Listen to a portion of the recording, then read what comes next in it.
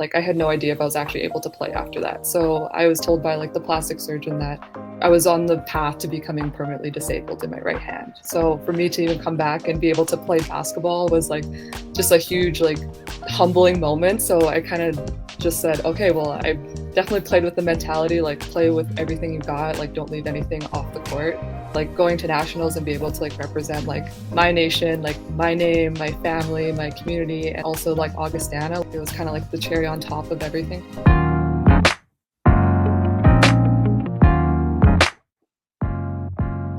Welcome to the War Scouts Basketball Podcast with Michael Swampy and Naim Cardinal. I'm one of your hosts, Naim Cardinal. As always, I'm here with my bro, Michael Swampy. How you doing? Doing good. Feels good to be back. We're not in the rigors of being live right now, so we can come in a little bit more relaxed. Yeah, a little less stress, a little less sweat on our foreheads. Yeah, quite literally a little less stress. Like before that live feed started, I was just rushing around trying to get everything sorted, and I was like, what the heck is a stream key? Trying to figure out Instagram and Facebook and YouTube, and yeah. But other than that, yeah, these recordings, I like the recordings, but I do like the live feed as well. I will say that too. Yeah, lives are always fun. Yes, lives are always absolutely. Fun. Yeah. So, getting a little bit more settled into your new place? A little bit, yes. Bit by bit. It's a slow process, especially with a little one. Like you kind of work around their naps and then get things done that way. And I can't imagine this little guy times two more. How do you do it? I don't know. I just do it. They run my life, so you saw them. They were just here. Yeah. Naim showed me the ultimate parenting trick. Bribing. It's a thing now. No. Yeah. Works every time. Yeah, you just got to find the right thing. Yeah, Naim was like, you can't read that in a baby book, that's for sure. That's right. That's a learned skill. Yeah, I see you got a new mic though. Sounds really good. This. You're talking about this thing? Yeah, a little bit of an upgrade.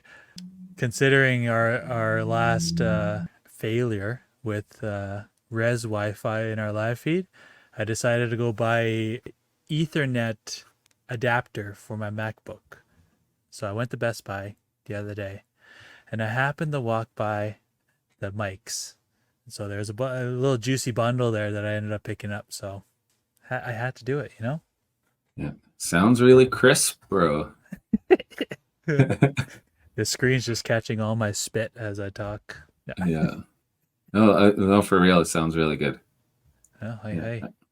Yeah, I'm gonna have to keep up with the Joneses here. Keep up with the Swampies. Yeah. Yeah. So I'm heading back to Alberta. I know we were talking about me just being there last week, playing basketball together. Heading back to Alberta again. Leaving tomorrow. Heading up north to go visit my parents. It's going to be a bit of a trek. Mm-hmm. About an 18-hour drive, but breaking it up into a couple days. Be up north for about 3 or 4 days. That's about the equivalent of somebody driving from Calgary to Las Vegas. 18 hours. Like that's quite the trek you got on your hands there. Yeah, I'm going the opposite direction. Yeah. Going up to the Arctic Circle. Yeah. The sticks. Yeah, up to the sticks, as Jake would say. Yeah, so live streams, we touched on them a bit. I would do more. I would definitely do more. Yes. It actually, as stressful as it is, the not needing to edit the videos is actually quite nice because you just release a raw file and that's it, which is quite nice. So I enjoyed them. I think we should definitely do them more. We should definitely do like another mailbag. I think that was fun to do with Naylor when he was on here. Maybe we can bring in another guest as well. So yeah, we got to do more of them for sure. Yeah, it would be cool to kind of like do like have a few people on, maybe do like a round table and have like discussions, like have questions, like kind of like almost like a panel or something, and just kind That of would see be where it fun. goes. Yeah. Yeah. Yeah. Because Yeah. Cool. as you start talking, and we've learned that as podcasters, like it just becomes free flowing conversation. Like obviously, like the first 5 minutes of any podcast you listen to, well, especially for our podcast, it's kind of set in stone. We have a basic question, and then there's an answer, and then the conversation then kind of flows, which is quite nice. But if you have a panel, I think the conversations will definitely flow a lot better for sure. Yeah, definitely. Yeah. How's that March Madness bracket looking? I'm gonna give a live update here. I'm just gonna Let's see it. Share go the onto my screen. Let's see account it right now. And I think I heavily exaggerated how many people were actually inside my March Madness pool. I said like 120. It's definitely. Oh my gosh. That is not good. Not looking good for your boy.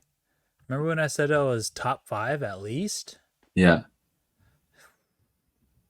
March Madness, y'all. It's crazy. Yeah. My Duke pick is still standing strong, but Swamp Bro has dropped from 5 all the way to 30th. Yeesh. Oh. You know what it was? I'll tell you right now. And this won't be released until Sunday, unfortunately. If you're hearing it on Monday, then you already know that UNC just lost. And I might have picked UNC to go far, you know. But you said give the people what they want, right? Let's show the screen here. Here we go. People, what you are looking at here is the selection of a man who chose his picks primarily based on opponents' points per game. OPP, baby. It didn't matter to the team. All that mattered, well, except for Duke, obviously. All that mattered was opponents' points per game. Whoever had that lowest out of the two teams playing, I chose them to win. So you're going to be seeing right now, if you're watching on YouTube, my championship game was St. Mary's against Duke. What do you think? You went for it. Hey, you got to stay true to your strategy. You know, most people pick mascots. Me, I go by the stats, baby. I'm a stats head, you know? Big math guy. Yeah. I'm a real when Moneyball was released, oh man, I watched that movie like 10 times. No, yeah, fantastic movie. Brad Pitt. I would say so. Oh, right. Well, we were gonna check the UNC game. I think the UNC, where were they? They were they were playing Alabama. I can't remember what bracket that was in. Oh, UNC was a number 1 seed, bro. Yep. And I had them losing to Michigan State. I picked them to the Final Four, I think. So there goes that. Bracket busted. Yeah, well, that's how it goes sometimes. Yeah, you know, that's how the cookie crumbles. Oh, I was going to say, last year I made all my picks based off of PPG, so points per game. Whoever had the highest PPG won the round or won that game. So I made all my picks based on that, and I literally finished dead last in my pool. So for all the stats head out there, you know, maybe stats aren't the way to go.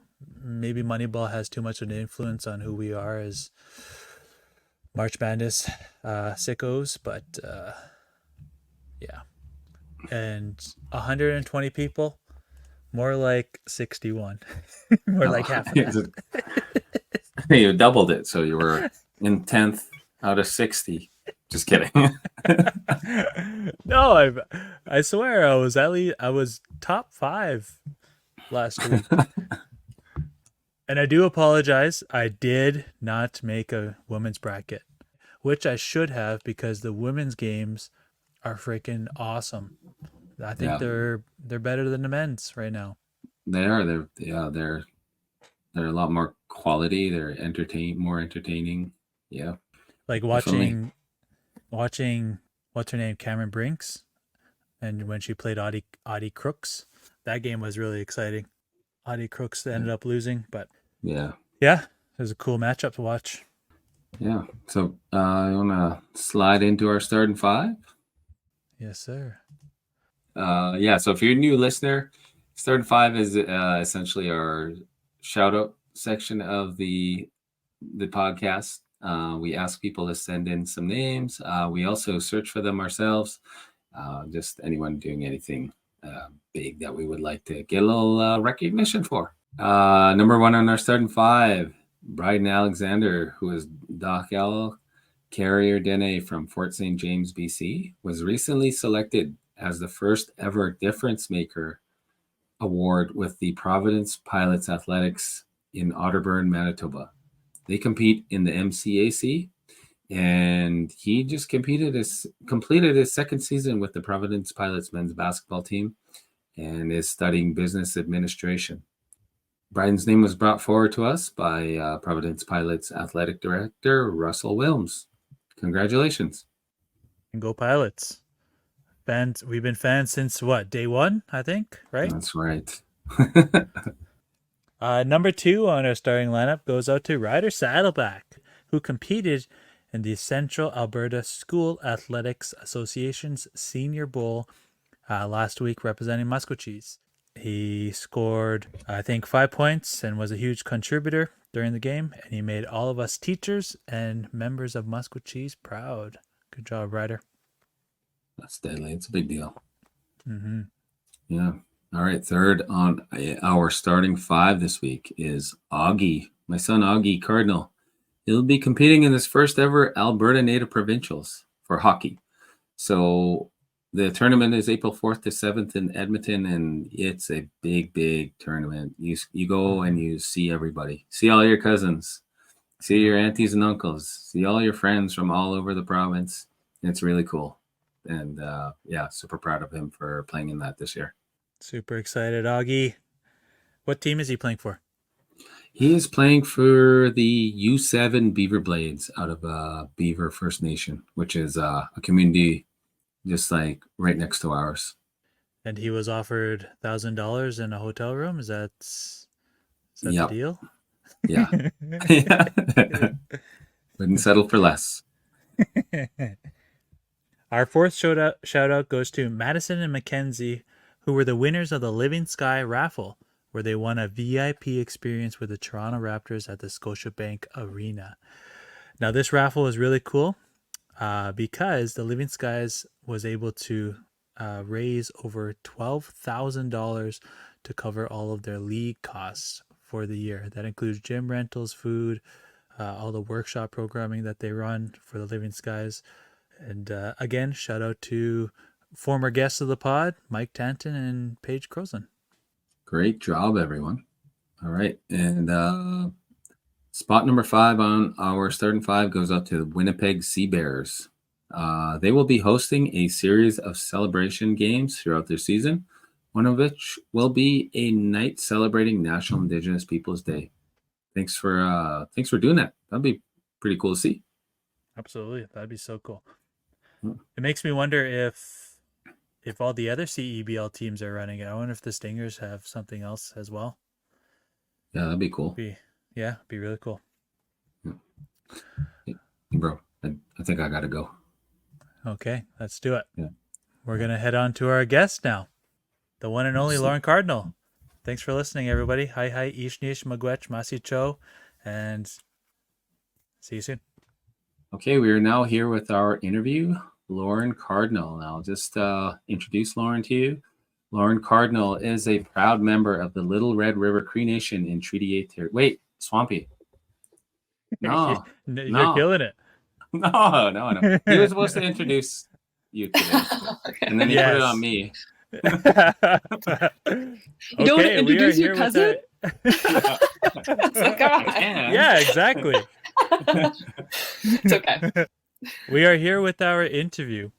Lauren Cardinal is a proud member of Little Red River Cree Nation in Treaty 8 territory, has made significant strides in both basketball and coaching. She is a former varsity women's basketball player at the University of Alberta, Augustana campus, and the Red Deer Polytechnic. She represented Team Alberta at prestigious events such as the 2015 Western Canada Summer Games and the North America Indigenous Games in 2017. Transitioning from player to coach, Lauren now lends her expertise to an elite grassroots organization known as Good Hoops and serves as lead assistant coach at Augustana. Additionally, she plays a pivotal role as the coordinator for reconciliation and strength for Indigenous women, girls, and 2S LGBTQIA+ at the Indigenous Sport Council of Alberta, championing inclusivity and empowerment in sports. Lauren, welcome to the Augustana Vikings podcast. I mean, the War Scouts basketball podcast. I'm glad to be here. Yeah, you're outnumbered, Naim. Sorry. Oh, dang. As a proud alumni. Yep, very proud. So Naim and I, we always start our podcast pretty basic in terms of getting to know our guests and just sort of, we love to hear their stories. And we think that basketball has a wonderful gift in enriching people's lives. And so how did basketball enrich your life, and what was sort of your basketball journey? Yeah, that's a great question. For me, I started my parents, first of all, put me in a lot of sports at a young age. They wanted me to be busy. So I kind of started basketball in Wetaskiwin at the time when I was living there. So in the minor league, my dad was my coach. I was in grade 5. But then once I kind of got to grade 7, I tried out for the Junior Pandas team with U of A. So I made the U13 team there, and that kind of took me in the right direction on where I wanted to be as a basketball player. Like I knew I wanted to play post-secondary afterwards because we had a lot of their current players coaching us, or we were very close with their team with that program. So that kind of started it off for me. And then I moved to St. Albert when I was in grade 8, and then I was kind of taken under the wing by one of the coaches at St. Albert Catholic High School, and he was really notorious for pumping out a lot of really good college basketball players. So I was gracious to be coached by him throughout club, school, up until I graduated high school, and then it led me to Red Deer College. So I played there for 3 years. Transferred out because I couldn't finish my degree at Red Deer College, so I would have had to take a new program. But it was during that COVID year, so I was kind of thinking a lot. I'm like, what do I want out of this? Like, because at that point we didn't know if we had like a league or what was going on. So I was like, okay, I'm going to put my education first, and that's when I transferred to Augustana because my high school coach, who took me under his wing in grade 8, was actually the head coach at Augustana during that time. So it was kind of a little bit of a homecoming for me. So that's where I ended up now. All right. So, yeah, just wondering, who has been the biggest influence in your life and in basketball? I would have to say it would definitely be my dad, since he was like my first coach, and he definitely instilled in me to keep going and keep pursuing in basketball. I always like thought about him whenever I was like in new spaces or on new teams or competing at different places, just because he always expressed to me like his experiences coming from like a really secluded rural community like Fort Vermilion, and like coming to Grand Prairie or coming to camps in Edmonton and just feeling super out of place and feeling so behind, and like just not feeling like his total self. So I like took his inspiration of feeling out of place and hopefully trying to create that sort of path for people behind me that hopefully don't feel out of place in sort of mainstream sports. So I don't have a lot of experience in like the Indigenous side of sports, but in the mainstream I was definitely the only one that was Indigenous on these teams. And like my dad was kind of my biggest supporter and always like reminded me like, you are from Little Red River, your grandparents are from Garden River, your grandpa, your great grandpa, like he always was telling me like the bloodline before like anytime we went anywhere, and I'm just kind of yes, that's me, I know. Like I won't forget it. So I always kind of take that with me wherever I go, whether it's basketball or work or schools. Oh, what a great source of support. And yeah, just touching on that in case people didn't know that Lauren and I are related. I know her dad very well. I grew up in the same community as him, and I can also like just kind of touch on that sentiment a bit, like being from an isolated community and going into larger centers and playing sports. There was always that sense of being overwhelmed and out of place wherever we went. And, just I think the thing that's missing for a lot of kids is just having that exposure and experience in getting into those situations and being a little uncomfortable and being with better players so you can see where you measure up against them. I was just gonna say that that's so important to always be proud of where you come from. I always try to instill that into some of the kids that I coach now in Musquecheese, and never be ashamed of who you are and always embrace it. Embrace your uniqueness, right? Yeah, for sure. So, in your last season at Augustana, your team earned a silver medal at the ACAC Championships and then a wild card spot in the CCAA Nationals, where Augustana finished 5th. And I watched, by the way, you guys play. You guys did awesome. Thank you. How special was it to finish your career with an opportunity to attend and participate at Nationals? It was great. It was honestly like a storybook ending for myself.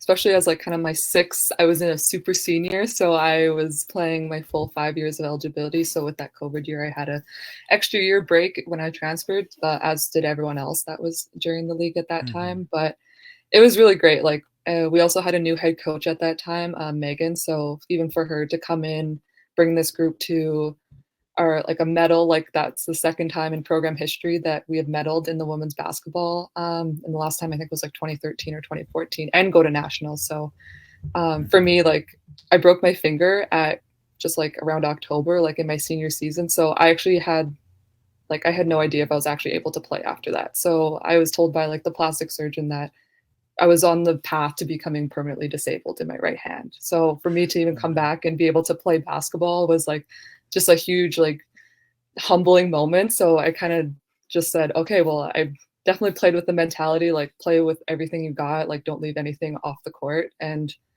like going to nationals and be able to like represent like my nation, like my name, my family, my community, and like also like Augustana. Like a lot of people didn't know who we were, like because we never make like consecutive appearances like some other schools in the ACAC. So it was such a great experience because it also proved to us like that we were able to be at the best stage. And like I don't think it really hit us until we got there that we're like, oh, we actually can play and hang with these like elite athletes as well. So it was, especially for like the younger ones, like for me in my last year was great. Like it was kind of like the cherry on top of everything for me. But I really was more proud of like the younger ones coming in and like, this is what we've been like preaching about to them like all year. It's like, okay, work hard, start now. Like it starts in April in the off season. So when it comes to March next year, like you are playing like at your top and at your best. So yeah, I can't explain. And plus I got to go to Hamilton, and I guess that's the founder of Tim Hortons. So I thought that was kind of cool. So, oh, wow.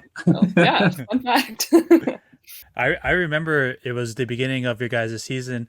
And just so our listeners know, Augustana and Musquecheese have a bit of a relationship with our high school. And so Lauren's team came and helped with our basketball team's practice before the season started. And I saw you with you couldn't participate because your finger was broken. Yeah, I was in this bright pink Barbie pink cast like this for 4 weeks straight. Like I couldn't move, and yeah, it was not fun. So I still tried to do my best, but I was not having the best time with a broken hand. It was definitely very humbling how much a pinky can not let you do just daily things like opening a door or turning my key in my car. It was, let alone, I was just like, oh, I just am focusing on basketball and I can't even tie my hair in a ponytail right now. And so it was a very interesting perspective, but I think it really instilled a lot of resilience in me, especially being at nationals, because it's a very high stage. And for myself, like being kind of the veteran and the captain, like I don't want to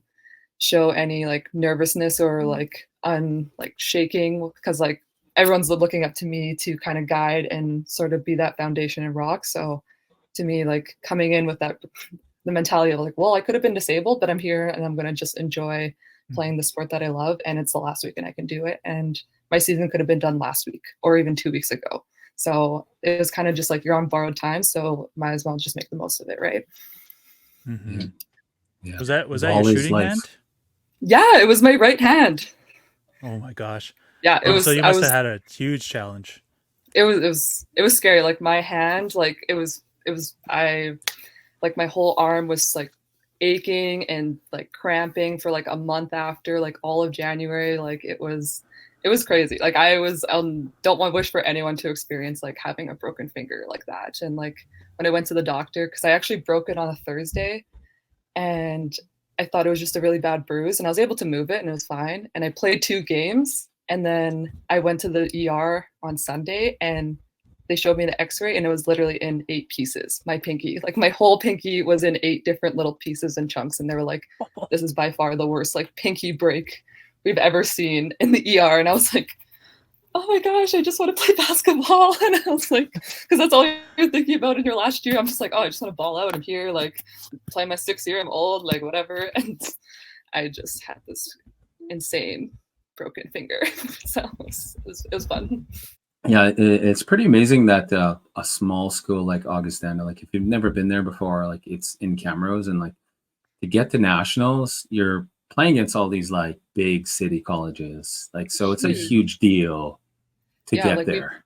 We played against like Humber our first game, and they're like in the metropolitan of Toronto, and like can recruit anyone. And they like their senior women's, like the Canada women's national team trains at Humber, so they get all that sort of funding and any sort of extra pizzazz that Augustana does not have access to at all. So for us to even like, especially more so because all of our athletes are from Alberta. Like a lot of those teams, they have a lot of international girls that come from overseas that are just super skilled and play pro, and then they're coming to AC or CCA. So for us, like a bunch of girls from Edmonton and the surrounding area, we were like very proud. And like I think our coach like really tried to instill that in us. Like, you guys got here through like the Alberta system, and like you did not play pro. Like you guys should be proud of where we came from, even if we don't come home with a medal or on a win on the last day. Like we still won something much bigger than what is going to be gifted to us in the long run. So even just thinking about, you look at Augustana's gym, and what does it hold? Maybe like 300 people. Yeah, if that. And like that's if everyone's like half the people are standing. Like the floor's half peeling off. Like we have like a half drip in one corner. I remember one girl had to wipe up the floor between like possessions.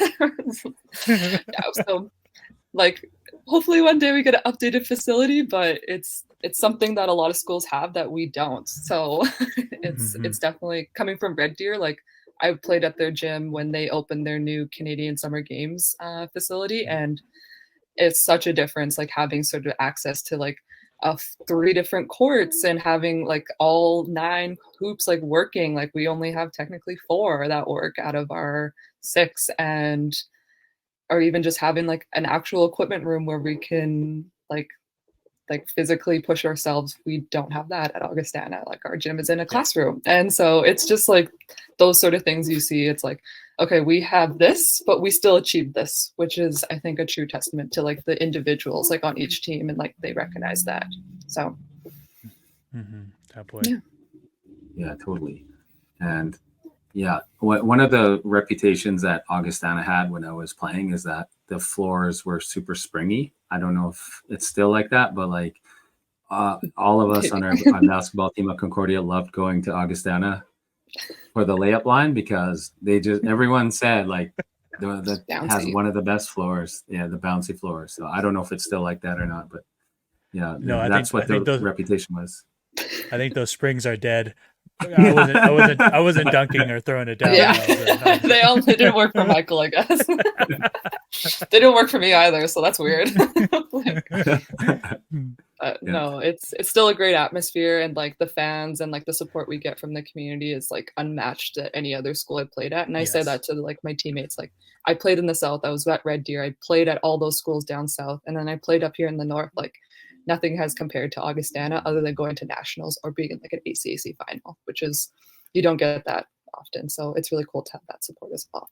Yeah, that was one of the most like packed gyms that we played in when I was at Concordia. It was always full, and like the fans were just like yelling in it. at you and saying everything. Like I was on the bench, so it wasn't that directed at me, but my You can teammates kind of laugh were about hearing it, it. Yeah, yeah, yeah, like, yeah, get a load of that guy.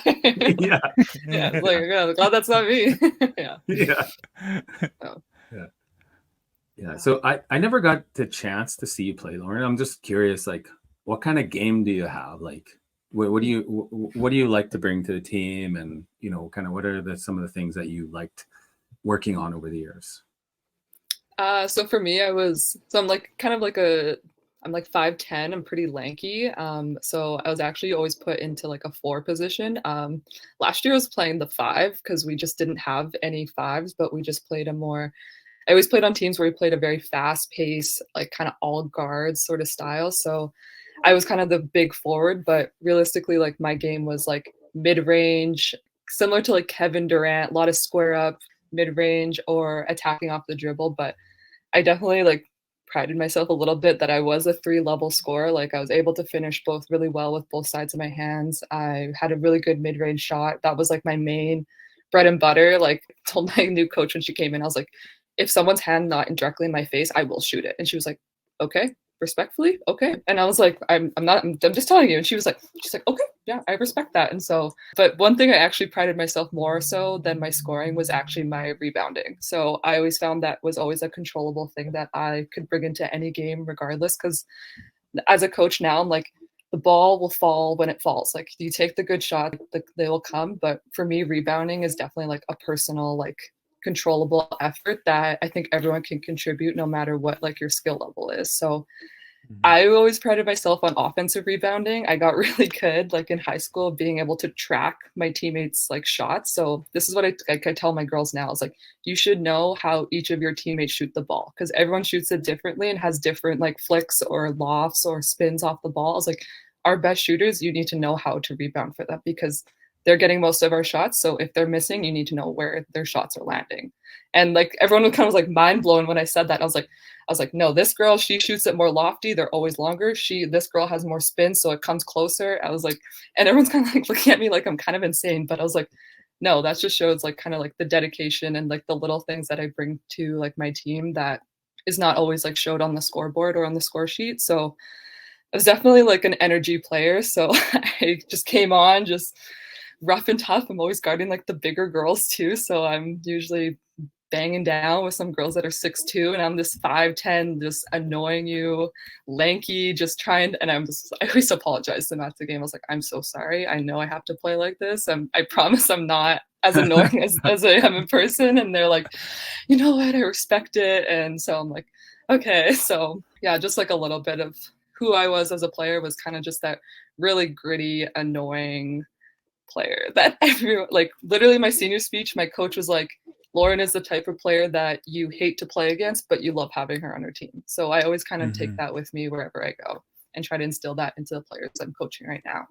My thought is, I think of the worst person that's defended me or I played against. I'm like, okay, how do I instill that into myself? So I'm doing that to other people because those are the ones that make you better. I remember we took our basketball teams to come watch a game, and some of the boys were like, wow, she's really aggressive. I was like, yeah, well, see how many offensive rebounds she got? Yeah. I was like, don't mess around. I was like, and then everyone's just gonna be like obviously very scared of me. And like, I think a lot of my rookies were very afraid of me, like coming in. And I think once they kind of got to know me, they're like, oh, she's actually really nice. And like, she's just really hard to play against in practice. And I'm like, just makes you better at the end of the day. And like, you treat practice as it is a game. Like you see me going as hard as I do in games, I'm doing it just as hard as I am in practice because that's where it matters the most. You know what they say, practices should be harder than the games. Exactly. So it's like trying to really instill that. So I was definitely like a lead by example type player. I don't know. I just like, it's a game. Like you might as well just show what you can do. So I just always led by example, and that's by getting rebounds, sprinting the floor, communicating, and kind of just also being like that encouraging piece on the court. Like as intense as I am, I still always try to be the first one to go give my teammate a high five or be there when they make a mistake and kind of give them that sort of encouragement because yes, I can be hard on my teammates, but I also give them praise when I need to because I think that is just as important too. And like, I don't think, especially women, like you're more harder on yourself and you critique yourself more than anyone else. So like knowing that is, especially as a captain, making an effort to go out and be like, no, you actually did something so great right now. You just need to fine tune this little thing, and then you're golden. And they're just like, okay, yeah, like sure, and like just super stressed out, like first and second year things. But yeah, so that's me. I find that you get that a lot though in athletics. Is there's always that sort of I could always do better mentality. You know, Yeah, there's not a lot of that praising anymore. It's a lot of like internal monologue where you're always kind of down on yourself. And yeah, leaders need to be able to recognize like that, right? recognize that. And Yeah. mm-hmm. It's like put yourself in your shoes. Like I was the first year, like I was the second year. Like I understand like the struggles and the jump from playing from high school to university. And like I felt a little bit naive because I came from a really good high school program, and it actually was a big jump from where I came from to now. So it's like I think especially like younger athletes behind me, I think it's your duty leading the way to kind of lift those ones up as you're also lifting up into new spaces. So I always try to be as supportive as I can and just understanding, and hence why I'm also transitioned into coaching. So That leads us into our next question. This past season, you started as an assistant coach with your alma mater, Augustana. What has that transition kind of been like from player to coach? We know that you've been a leader for Augustana before, but how has it been as a coach? You're no longer running with your players, no, but yeah. you're now Yeah. yelling at them. Yeah, not often. I kind of leave that for Megan, but she's not really a yeller. But Yeah. I actually had no plans to become a coach. It was actually my head coach's idea. She met with me at Christmas, kind of like a mid-season meeting, and she was like, "What are your plans after basketball?" And I was like, "Graduate and like find a job," kind of thing. And she was like, "I think you should really get into coaching. Like, I think you'll do really great." And I was kind of like, "Really?" Like, I was kind of surprised. I just kind of saw myself as like very introverted in a way, but kind of to myself and just like whatever. And so when she kind of asked me to come back, and I was like, you know what, like I'll give it a try. Like if I really don't like it, then I won't do it again. So I'm like, the worst I can do is not try. So I went for it. It was a bit difficult at the beginning just because I think with anything when you're in a new role after especially playing basketball for so long and being that role player as a player and like transitioning into a new role, you have that sort of like imposter syndrome. Like definitely there's been times where I was like, do I even know what I'm talking about? Do they even know what I'm saying? Like, am I communicating properly? Like, because I was a leader by example. So it's like, how do I translate that into communicating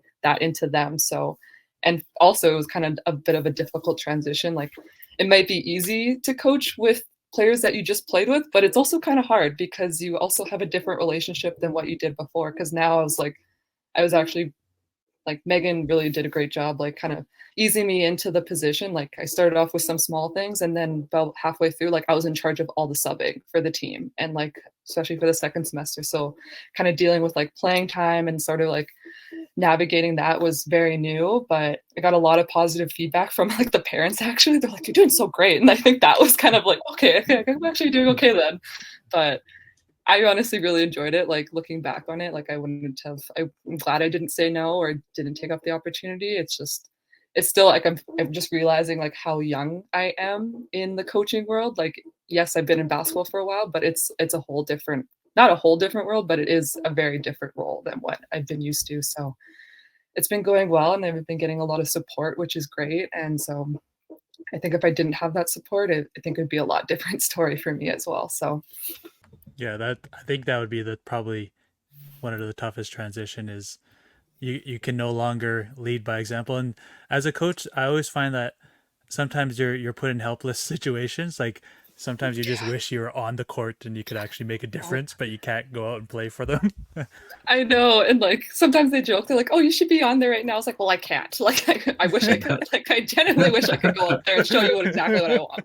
But you're just gonna. Yeah. I'm like, you're gonna have to figure it out. Like, so Yeah. it's like I can do whatever I can to tell you what to do, but at the end of the day, it's up to the players. And I think also learning like the power of your words as a coach. Like, I also recognizing like saying when to say the right things and how to say it, and like even when not to say things, I recognize like sometimes the power of like holding that and like letting the athletes like kind of have autonomy over themselves is I think really impactful for especially that age when they're like 18 to 24 and they're kind of just like figuring them out themselves and like getting outside of like that high school scope and having a bit more responsibility in sort of like how they want the team to be. Like they choose all the goals, like what are our like processing goals, what are our outcome goals. Like Megan and I are just kind of just there, like guiding them really, and it's mostly just like the players leading the way, which is kind of cool. And what has the relationship dynamic been like for you? Like you were just playing on the team last year, and I'm sure a lot of the girls are like your friends and stuff. What has that dynamic been like? It's been pretty good. Like they still like want me to come out with them and hang out outside, and I like sometimes I have to say no. I'm like, okay, like I technically am employed by the U of A, so I do have to remain like a certain level of professionalism, but they've been good because I've always thought like maybe they wouldn't take me seriously because I was their best friend and their teammate at the same time, but they also really did value me as like a leader and always looked up to me in that way. They always called me the mom or the auntie of the team. So I kind of already had that sort of like matriarchal role over them within the team setting. So it was, for them, it just seemed like it just wasn't on the court with them anymore. So to them, I think it was a really good transition, but I keep telling them, I was like, I'm not as young as I used to be. I can't hang out with you guys this late. Like, and they're just like, oh, okay. I was like, no, I'm not. It's like, it's been a long 6 years. So I will say your bedtime shrinks the older you get by about a half hour, and it slowly goes. Slowly, yeah. I can't wait. Yeah. So when we were introducing you and Mike was reading your bio, you mentioned that you are in this role now. You're working, and it's called the Reconciliation and Strength for Indigenous Women, Girls, and 2SL LGBTQIA+ Assistant Program Coordinator with Indigenous Sport Council. What can you tell us about your job and like why is it so important to you? Yeah, so I was fortunate enough to receive this position in September. So I'm kind of new in the scope, but just a little bit about ISCA. That's the abbreviation we call the Indigenous Sport Council of Alberta. We're the provincial sport body for Indigenous people within Alberta. So we're like at the same level as like Basketball Alberta, Hockey Alberta, Volleyball Alberta. Like that's the sort of like level of organization we're at. And specifically like with my role, so it's a nice long-winded title. So I love it though. So my role specifically is creating sports programming accessible to Indigenous women and girls in Alberta. So our main programming that we do is self-defense classes. So we host a variety of self-defense and boxing classes for our women and girls, no matter what age they are. I think just depends on the gym's liability, but it goes from like as young as 7 years old up to like 70 years old. Some ladies participate, and it's this role specifically that I'm in was created to combat the MMIWG crisis, try to create like a more proactive approach and sort of reclaim that sort of colonial violence that our Indigenous women and girls are facing, and especially our Two-Spirit, because there's a lot of intersectionality and violence that they've faced that sometimes just gets fallen through the cracks and they're not recognized in that way. So we are trying to take a proactive approach. So self-defense classes and kind of being self-aware and just kind of so you're ready if you happen to get in a situation. We obviously don't want our women and girls in that situation, but it's at least we feel like we are doing a more proactive approach. But also we do cultural programming. So we do recognize like due to colonization, there was a lot of culture lost, a lot of genocide. So we are trying to find ways to connect our Indigenous people back to their cultures. So we host a lot of different, it's not really sports related, but it is under this, our funding. So we host like drum making workshops or ribbon skirt making workshops or moccasin making workshops, something that we can like bring women, like-minded sisters and aunties together to kind of just come together, reclaim their identity. And like every workshop that I've been to has been so great and like so much laughter. And a lot of people don't know about ISCA. We're like kind of hidden in the shadows or on Facebook, but we don't have like a website or anything like that. But so yeah, like it's specifically a women and girls program, but I also do other event planning with our other programming. So right now I'm working with the WNBA. So they're bringing a preseason game to Edmonton, if you know, on May 5th. So when they announced that date, I was like, oh my gosh, that is the National Day of Awareness for MMIWG. I was like, it would be so cool if there is a way to indigenize the event. So I reached out to Dave at Basketball Alberta, and then I also reached out to one of their EDI coordinators at Canada Basketball. So emailed them saying like, hey, like Edmonton has the highest urban Indigenous population in Canada. That's 2022, so we actually are beating Winnipeg. So I think this would be a great day we're bringing women in sport. If there's a way we can recognize and honor like our stolen sisters in like a very genuine and non-tokenizing way. So I'm currently emailing them back and forth, and I was actually shocked. Like my email went through so quick, and I met with the director at the NBA Canada. So I've been in contact with her, and I'm not going to spoil anything. You guys will watch the game, but we are doing a lot of different things to indigenize the event. So stay tuned. So that's like kind of like what my role is kind of decolonizing certain spaces that weren't open to Indigenous people, or just being culturally aware. Because like I said to her, like that's a lot of sorrow and a lot of grief for a lot of people. And we can't just celebrate one section of women and just completely ignore the other, because that's what's been happening for the last 200 years. So if there's a way we can kind of connect both and do that, it was kind of like my thought process. And they've been really receptive and been listening and like allowing, basically they've said yes to everything I've asked. And the only time they said no is because of timing, because the event's like in 6 weeks. And I'm like, you know what, fair, I get it. Like they're like, if we had more time, like yes, for sure. But like so far it's going pretty good. So yeah. That is so cool. Yeah. So I hope you guys are there. It'll be so fun. Yeah. We thought you were going to drop an exclusive on the pod here. Yeah. Giving us all the details of the event. Ooh. I mean, like, I could tell a little bit, like, we have a local vendor. She is going to be making beaded red dress pins for the coaches and the players and the broadcasters. So that's going to be highlighted across internationally, just about what Red Dress Day is, and like, also just highlighting Ivy, this vendor, she's from Musqueam, and just like recognizing someone that's from Treaty 6 and like is like recognizing the importance of beading and why we have it, and recognizing why we wear red dresses, and just sort of bringing sport as to educate everyone in Canada. Because I say this to people all the time, like people don't know what's going on in Canada, let alone they don't know what's going on in the United States. And so if we can kind of bring awareness to this sort of magnitude of platform, I think it could be a really great step in the right direction and bring a lot of like social change to a lot of systems that are enabling violence against women and girls and men as well, because they are facing just as much violence, and they are a disproportionate rate, especially in institutions right now in Canada. And so that is also a byproduct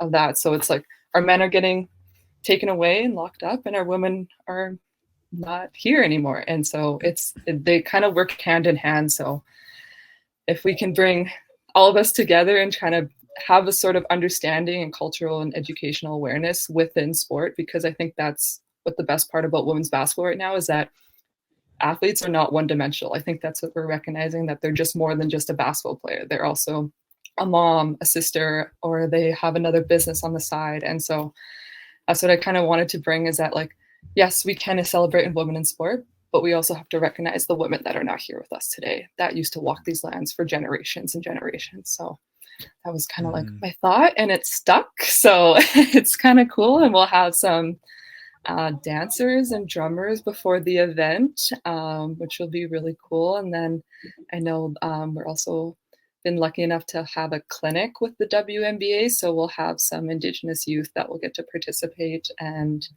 we also got tickets for the event, so we'll have some youth that'll be able to attend. And then I'm still working on this process, but we also were gifted 5 tickets that were courtside. So I have to figure out a way to select 5 like Indigenous girls that get to sit courtside and like watch the game from that perspective. Like I was saying to her, I was like, that would have been my dream at like 10, 12 years old, to watch like a WNBA game courtside. I was like, I just can't imagine like the impact that would have. I was like, I'm still like excited about it, and I've like never seen one. So and like also having that experience to like potentially like meet and greet with those players and like have those conversations, and just just get to like see that and like have that lasting impact. And I think just try to be really deliberate with it being meaningful, rather than just, hey, this is the land acknowledgement and tip off. Like, and especially on this day, like being at May 5th, and I'm like, I was like, yeah, that's the minimum, which is good, but I was like, let's do something better. So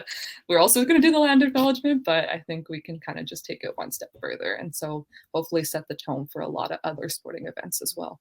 That is so cool. And when you talk about awareness, especially for women's sports, it's almost you could watch NCAA right now. It's almost reversed. The women's basketball is drawing in more viewers than ever before, and it's all me personally, I think it's better than the men's right now. It's more exciting. I know. So that's huge for the WNBA to be able to acknowledge our people as well. That's so awesome. Really proud of you, Lauren, for doing that and engaging with the WNBA in that way, and and bringing this to so many people. You're gonna it's gonna be so enlightening for a lot of people. And you mentioned that it's not just going to be a land acknowledgement and that's it. It sounds like it's going to be so much more. It's like an educational experience at the basketball game, which is bringing all of our worlds together. So it's great, great work. Thank you. Yeah, and it's really cool that your position right now, you guys are doing workshops, and you did say it wasn't really sports or physical activity or anything like that, but I would also argue that beading and moccasin making is part of wellness, and I think it's a part of you need to be a balanced person in life. And we've had conversations with individuals in previous episodes where they talked about the medicine wheel and sort of that holistic approach, and understanding yourself emotionally, spiritually, and not just the physical, right? And so I think those workshops are vastly important.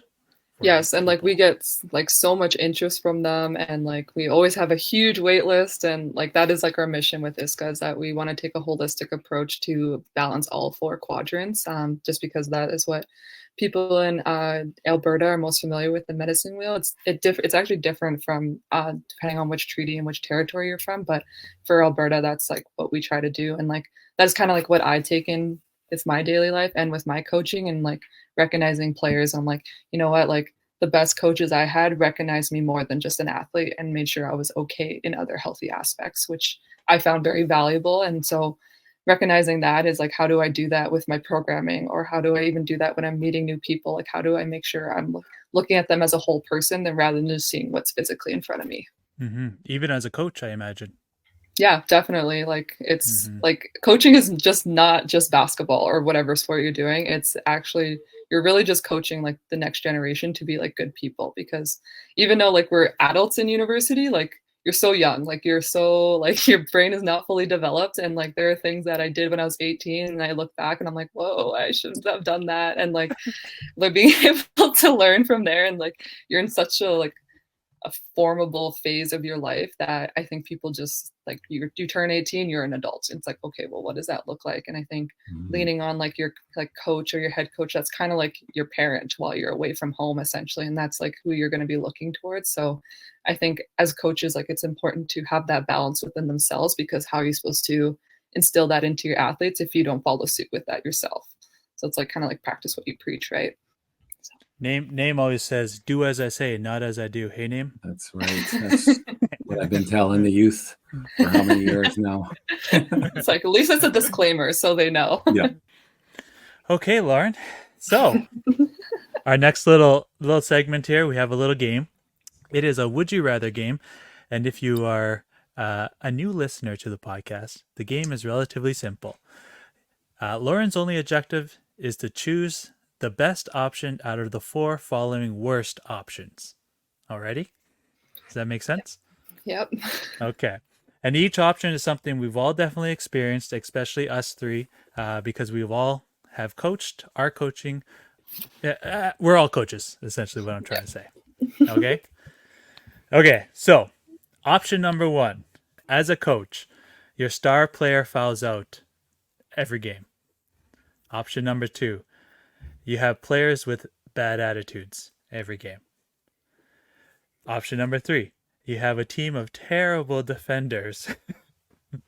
And then option number 3, you have a team of terrible free throw shooters. So you got to choose the best possible option out of those 4. Okay. I want to say probably my best player to foul out, because I would hope they'd foul out in the fourth quarter. Everything else, like bad attitude, I cannot stand. Like, I genuinely cannot stand it. Like, I'll give you the attitude back at that point. And like, I'm just like, no. Free throws, I'm like, that's a controllable thing that you can work on. So to me, that's not even a coaching thing. That's a personal player thing. And then defense, I'm like, oh, I don't want to deal with that. It's so important how much you need to play defense when you get to university. You can't just be a shooter, because else you'll never play. Like, genuinely. Just setting out a team of pylons out there. Yeah, it's like I don't even want to play a zone at that point. It's like, no. It's just like, I wouldn't trust it. So, yeah, I would say my best player to foul out, because that has happened sometimes this year, and I'm just like, okay, well, at least she fouled out in the fourth, I guess. At least I had her for most of the game, but yeah, it's tough. And then hopefully the goal is you have players that step up. Now that's turning it a positive out of a negative right there. Yeah, exactly. Naim, what are you picking here? Oh, definitely star player fouls out, just because of what you said. Like, it's giving other players an opportunity to step in, and like even like getting players in the game further down your bench and getting them a little bit of more playing experience and getting them to step it up. I would definitely go with star player fouls out of the game. What about you, Swamp? Oh, me? Me? Who else? I would, I pride myself in being such an amazing coach that I choose an entire team that have bad attitudes. I feel like I have the abilities to be able to make. No, I do not have the abilities to do that. I'm only kidding. That would drive me absolute bonkers if I had a team with bad attitudes. When we play these games, I always try to justify one of the worst possible options, but I don't think I can in this. I think star player fouls out during the game is the one. Yeah, I think so too. Yeah, because terrible free throw shooting team, a team of terrible shooters. Yeah, that's not me. That's not for me. Especially a free throw. It's so easy. Like, you've been doing that since like you're 10 at least. Like, at least I think you should. But I was like, no, like I can't deal with that free throw shooter. So like as a player, I would make sure I'd foul the person that was bad at free throw shooting if I was gonna foul someone. Like, I did think about those things, and I'm like, oh, I know you shoot 50%. Like, I was like, I'd rather you miss this. I foul you super hard on this layup because I know you're not going to make these free throws. So it's like, tactically, yes, I would. We need free throw shooters. So Naim's getting fouled every layup attempt is what you're telling me. Yes, yeah. Unfortunately. I would take it, I guess. Well, thank you, Lauren, for coming on the podcast today. Thank you for having me. Thank you so much. I reached out to you guys just because I love what you guys are doing, and like, I've always thought about a podcast too, but genuinely I just don't really have the capacity to do so. So I just wanted to thank you guys, because I think you guys are starting something really small, but I could see it becoming really big. And you guys are highlighting a lot of really great people that were like on this podcast before me, and like are doing so many awesome things as long as you guys are as well. So I just want to say thank you. So yeah, thank you for reaching out too, because I think that gave like us a great opportunity to bring you on and like highlight you. And I mentioned, like, while we were chatting, that we are related, and I think this obviously selfishly, like, this gave me an opportunity to meet you and to chat with you. So I'm really super proud of you and everything you're doing and all the accomplishments that you've had in basketball. So it's just like really an honor for Mike and I to have you here as our guest. You're doing amazing things. Thank you so much for what you do. Thank you. Appreciate it. Hi, Ishnish Magwach.